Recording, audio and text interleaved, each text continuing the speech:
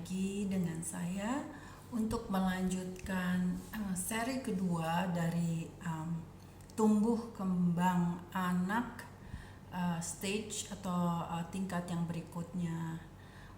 Seri 1 kan kemarin saya sudah membahas mengenai early childhood atau bayi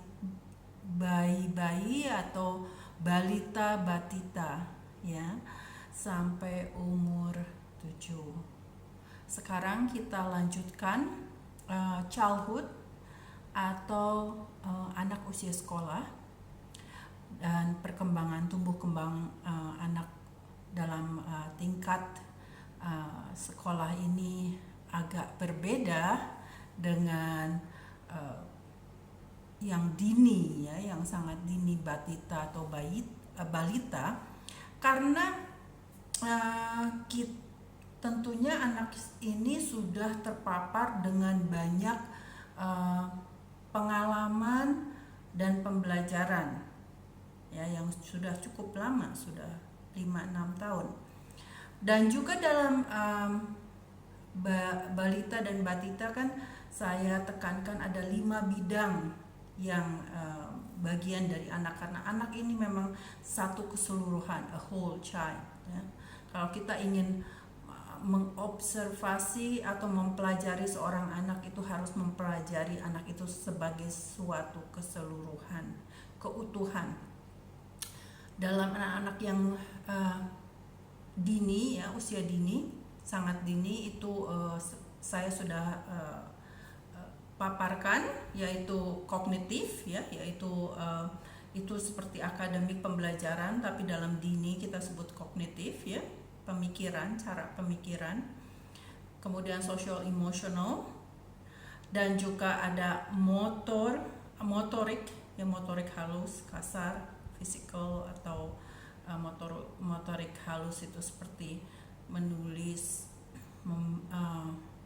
meronce, itu semua motorik halus.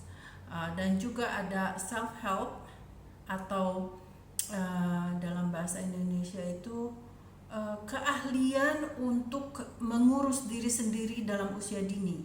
Misalnya anak umur 2 atau kadang-kadang 1 tahun, begitu anak ini bisa duduk, bisa makan sendiri, mungkin tidak pakai sendok, mungkin dengan mulut ya, dengan finger ya, dengan jari-jarinya dia mengambil makanan dan memasukkan ke dalam mulut mereka.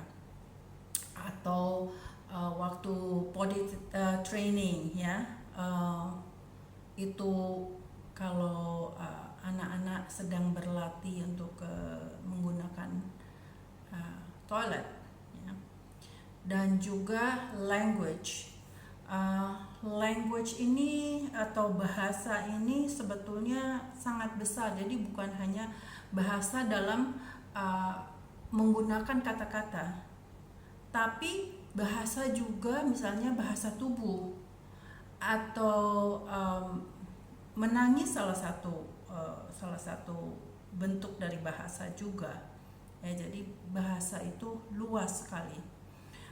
Dalam anak-anak kecil itu, apalagi yang dini itu, bahasa itu harus diartikan dengan semua ini, mencakup. Jadi karena anak-anak ini mungkin tidak bisa berbicara, tidak ada kata-kata yang jelas, jadi bahasa ini sangat diartikan dengan semuanya ya. So itu 5 bidang. Kalau sekarang kita meningkat ke childhood atau tingkat anak sekolah, yang kita fokuskan hanya 2 atau 3 kadang-kadang, yaitu kognitif atau akademik ya, bagaimana mereka cara berpikir. Social emotional itu selalu ada sampai umur berapapun, kognitif juga.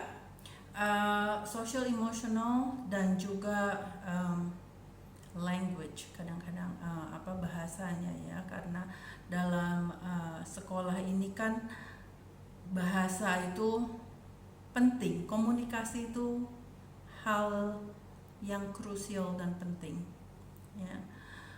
Dalam stage childhood ini atau usia sekolah ini sekitar 6-7 tahun sampai 11-12 tahun. Anak-anak sudah kalau fisikal kan sudah tidak, motorik kan sudah tidak dibicarakan lagi karena mereka sudah pintar semuanya ya, sudah bisa mengerjakan macam-macam, baik itu motorik halus atau motorik kasar. Dan juga diharapkan mereka sudah bisa mengurus diri mereka sendiri, ya, makan sendiri atau mungkin mempersiapkan makanan mereka sendiri mungkin.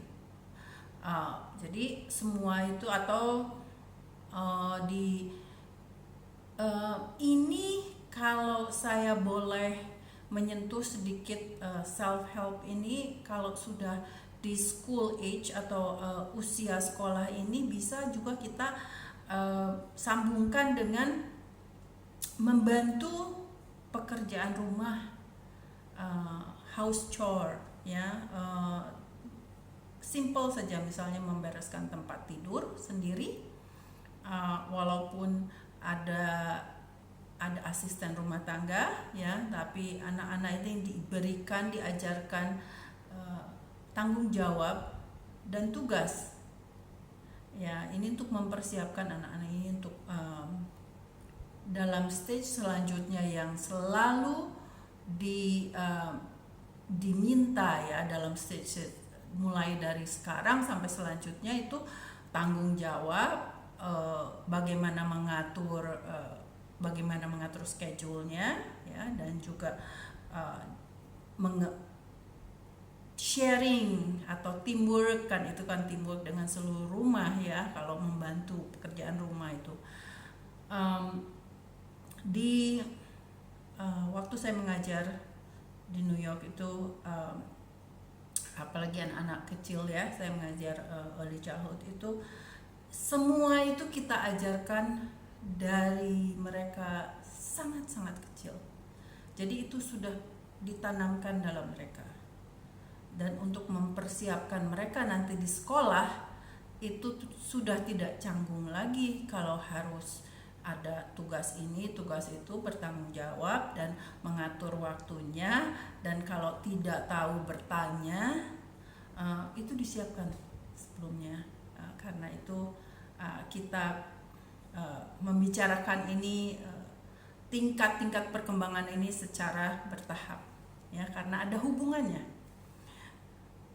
Apa yang kita akan lihat perubahan yang sangat besar dalam usia sekolah ini adalah tubuh ya, perkembangan tubuh fisikal, karena tingginya akan cepat tinggi, mungkin beratnya juga akan tambah berat ya, dan juga bagaimana tubuhnya itu, kalau mereka itu sangat suka sport kan, menjadi core-nya menjadi bagus ya, ototnya menjadi bagus, itu akan terlihat dengan jelas ya. Kalau physical itu yang paling jelas.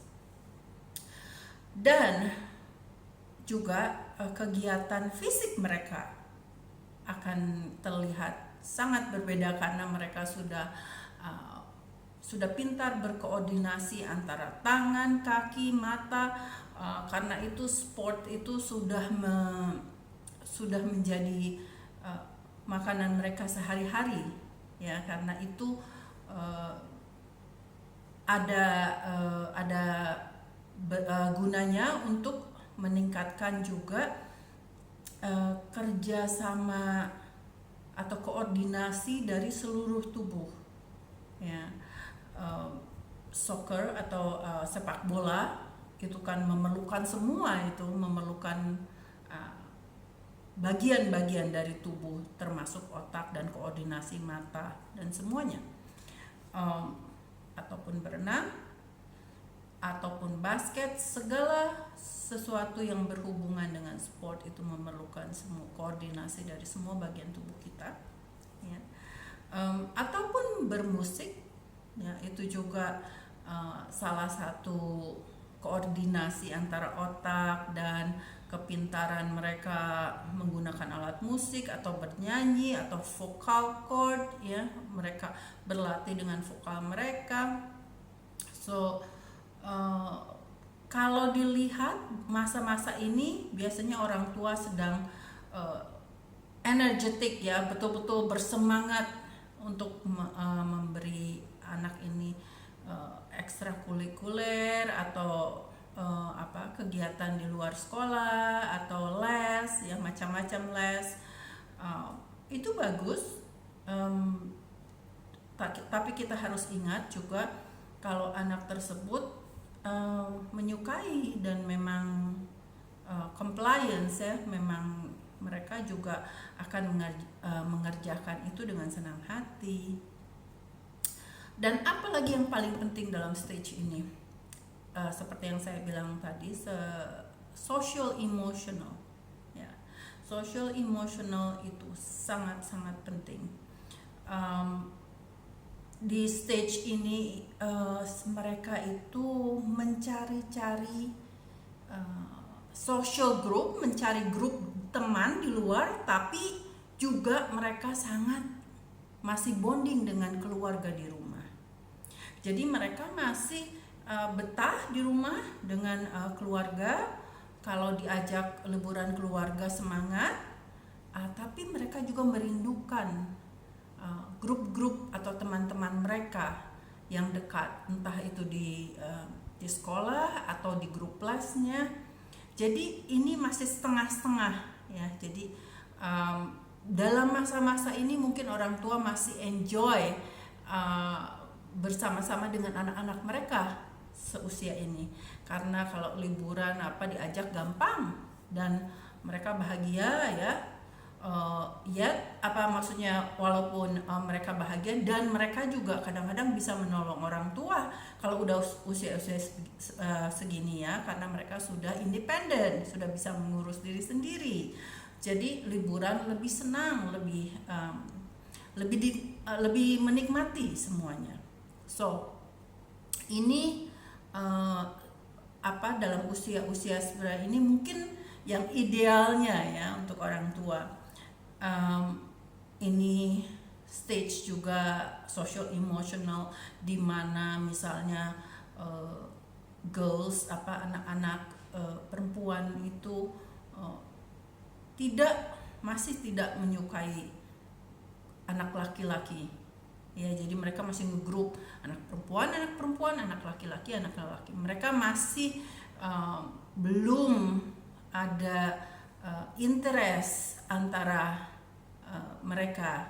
Itu mungkin di akhir stage childhood. Kayaknya zaman sekarang tambah early, ya, mereka ada interest antara lawan jenis ini. Mungkin di umur 11-12 mungkin, ya, sudah mulai. Tapi biasanya mereka masih suka keluarganya mereka, tapi juga suka teman. Tapi temannya, kalau ini anak perempuan, masih suka dengan kelompok perempuan, kalau ini laki-laki dengan kelompok laki-laki. Jadi masih gender type, ya. Dan stage ini juga sangat-sangat penting untuk orang tua atau orang yang lebih tua ataupun kakak-kakaknya untuk memberi contoh yang baik. Dan ini di stage ini yang paling mungkin orang tua atau guru itu merasa ini stage yang paling gampang untuk mengajarkan mereka, karena mereka itu lebih menurut, istilahnya, ya, untuk diajarkan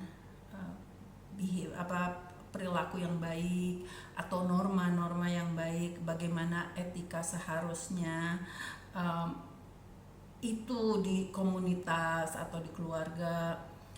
Saat-saat inilah yang penting kita tanamkan, ya. Kalau sebelumnya kan masih kecil, mereka masih belum bisa menggunakan logika. Tapi sekarang di childhood ini mereka sudah mulai ya mulai menggunakan logika. Karena itu mereka sering bertanya kenapa ini begini, mengapa itu begitu. Uh, dan sebaiknya dijawab, dan kalau misalnya tidak tahu, sama-sama mencari tahu dengan, atau mencari tahu ke orang yang lebih tahu ya. Begitupun dengan guru-guru ya. Jadi di stage ini yang saya kira antara 6-7 tahun sampai 11-12 tahun itu ada lagi kita bagi dengan middle childhood ya. Middle childhood itu sesudah tadi bayi, anak PAUD ya, usia dini, itu ada middle childhood, itu sekitar 6-8 tahun, kira-kira sampai 6-8 tahun yang logikanya masih belum berkembang biasanya ya.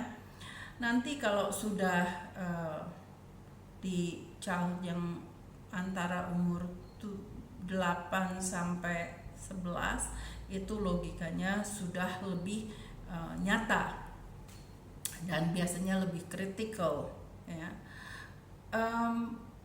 Teori untuk di stage ini ya seperti yang di early childhood ada sambungannya ya, seperti Jean Piaget itu dia ada stage namanya pre-operasional dan concrete stage. Ini yang tadi saya sudah singgung mengenai logika, bagaimana menggunakan logika mereka. Jadi pada mulanya logika mereka masih belum kuat. Jadi itu karena itu mereka kadang-kadang ada orang tua masih suka berbohong, walaupun itu berbohongnya di barat bilang white lies ya, berbohongnya untuk menguntungkan anak-anak. Mungkin itu masih bisa diterima anak ini, tapi kalau sudah nantinya berapa tahun lagi itu sudah kritikal dan anak tersebut akan mempertanyakan ya, kalau orang tua apalagi terlalu sering berbohong ya, kadang akhirnya jadi lupa apa fakta sebetulnya ya. Kalau saya, praktek saya dari biarpun itu anak masih kecil, masih balita, kita sejujurnya menghadapi mereka, jadi dan lebih ringan untuk kita juga, dan kita tidak nanti dipertanyakan, kemarin ibu bilang itu begitu, kok hari ini ibu bilang begini. Nah itu kan jadi kita menjawabnya lebih susah lagi kan. Tapi kalau kita konsisten dengan sejujurnya, itu kan semua sama saja jawabannya ya. Itu praktikalnya sih. Social emotional itu sangat penting. Itu untuk semua stage ya, dari mereka lahir sampai mereka dewasa pun itu sangat penting. Dan Erikson itu yang menyentuh bagian psychosocial, emotional level untuk anak-anak ini, karena anak-anak seumur-umur ini itu sedang aktifnya dalam sosial, interaksi sosial ya, mencari teman baru, mencari keluarga, itu sedang senang-senangnya bermain dengan siapa saja, dan juga mereka menggunakan mainnya mereka itu, interaksinya itu sebagai pengalaman. Dan harus diingat kalau pengalaman itu akan tetap di memori mereka, ingatan mereka, untuk kadang-kadang untuk selamanya ya. Karena itu kalau kita sudah umur dewasa gitu ya, yang kita ingat memorinya mungkin sekitar umur segini ya, umur 6, 7 tahun, mungkin juga ada yang kadang-kadang ingat umur 4 tahun, tapi jarang biasanya yang begini karena uh, kegiatannya umur-umur segini itu sedang aktifnya dan banyak eksplorasinya. Ya, jadi itu yang mungkin lebih banyak diingat. Entah itu memancing bersama ayah setiap hari Minggu, atau ke rumah nenek dan kakek setiap minggu dan berkebun, atau itu semua biasanya yang akan tinggal di memori anak ini. Jadi ini betul-betul sangat sangat penting juga ya. Semua stage penting, tapi ini sangat penting untuk membangun logika anak ini dan juga menanamkan norma atau etika, pelajaran etika dan norma yang dikehendaki oleh keluarga dan komunitas ya waktu-waktu sekarang ini, karena mereka sudah lebih sophisticated ya, cara berpikirnya sedikit lebih atas. Jadi lebih bisa mengolah apa yang mereka terima itu sedikit, dan tapi mereka belum bisa berpikir secara abstrak, which is itu stage yang selanjutnya ya di remaja. Tapi kalau dibimbing anak-anak seusia ini, kalau dibimbing, diberi modeling, itu diberi contoh, dan di setiap pertanyaan pasti banyak pertanyaan. Anak-anak yang stage begini pasti banyak pertanyaan mengenai sekelilingnya atau mengenai hal-hal sosial yang mereka lihat di social media. Hopefully ya mereka tanya hal-hal yang mereka lihat di social media, karena itu banyak sekali yang tidak betul sebetulnya. Itu kan social media itu kan tidak memaparkan yang sebetulnya, karena banyak filternya ya, yang itu betul-betul stage ini sangat penting kita terangkan apa itu social media dan bagaimana. Dan mungkin mereka masih terlalu kecil untuk menggunakan ini social media, karena itu terlalu social media itu terlalu komplikasinya terlalu besar ya, dan sangat rumit, dan anak ini belum bisa berpikir lebih abstrak yang bisa membantu mencernakan apa ini yang terjadi sebetulnya di dunia luar ini, itu kan ya. Jadi itu logikanya kenapa social media itu sebetulnya lebih baik kalau diberikan kalau anak itu sudah siap cara berpikirnya ya, sudah ada, bukan dewasa tapi lebih bisa berpikir secara abstrak dan ada bisa melihat konsekuensinya ke depan, berpikir jauh ya. Anak yang masih kecil, apalagi anak balita, batita, itu mereka pemikirannya hanya sebab akibat. Jadi mereka melakukan sesuatu dan ada akibatnya, sudah sampai situ saja ya. Dan di school age, sekolah ini sudah diajarkan lebih jauh, sebelum ada sesuatu kejadian atau perbuatan ada akibatnya, dan bagaimana caranya supaya akibatnya itu tidak jelek gitu. Jadi guru atau orang tua atau orang sekitarnya itu mengajarkan anak ini kalau tidak mau jatuh ya jangan manjat pohon misalnya, karena itu akan jatuh. Jadi bisa dijelaskan setiap anak itu berhak mendapatkan penjelasan mengapa mereka tidak boleh melakukan sesuatu ya. Ini anak-anak dari masih kecil sudah bisa mengerti, karena akibat konsekuensinya dari suatu perbuatan itu bisa dipelajari dari sejak dini, ya. Membiasakan untuk mereka berpikir lebih kritikal, lebih jauh dari kecil. Oke, so ini tingkat yang school age atau anak-anak sekolah, dan mudah-mudahan akan bermanfaat untuk semuanya, mungkin juga untuk guru-guru kali ini, ya. Kalau ada pertanyaan silahkan DM atau personal message saya, dan juga bisa di-sharing video ini dengan orang-orang yang membutuhkan, siapapun itu, ya, dan mudah-mudahan bermanfaat. Oke. Terima kasih dan selamat menikmati tahun yang baru ini. Oke, bye.